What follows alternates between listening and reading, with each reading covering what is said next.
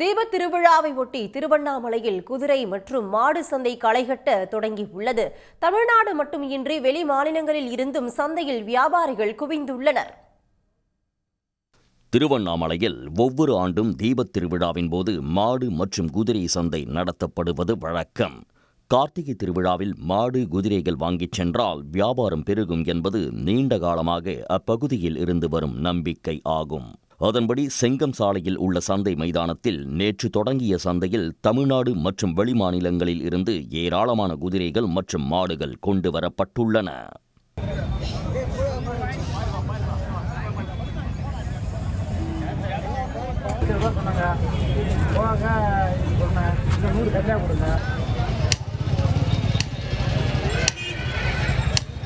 Kangeyam, Jersey, Ongole, கீர் என பல்வேறு வகையான மாடுகள் 5,000 முதல் 1,50,000 லட்சம் ரூபாய் வரை விற்பனையாகின்றன.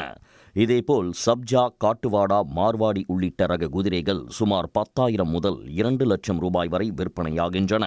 இந்த ஆண்டு வழக்கத்தை விட அதிகமான அளவிற்கு குதிரைகள் விற்பனைக்காக சந்தைக்கு வந்துள்ளன.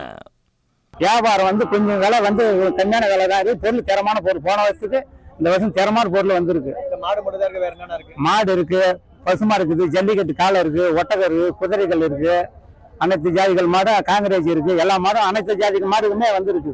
கவுரு, லாடம், மாட்டுக்கு தேவையானது, நாய்க்கு தேவையானது, குதிரைங்களுக்கு எல்லாமே வந்திருக்குது. வாங்குறவங்க வாங்கலாம், பிடிச்சிருந்தா வாங்கின்னு போகலாம், இல்லையா பார்த்துட்டும் போட்டோலாம் எடுத்துக்கின்னு போறாங்க.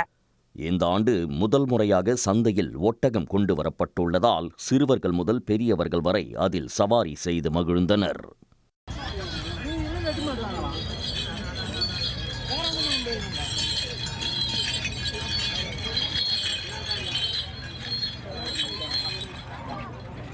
நேற்று தொடங்கிய திருவண்ணாமலை கால்நடை சந்தை நாளை வரை நடைபெற உள்ளது. உடனுக்குடன் செய்திகளை தெரிந்து கொள்ள சன் நியூஸ் பெல் ஐகானை கிளிக் பண்ணுங்க.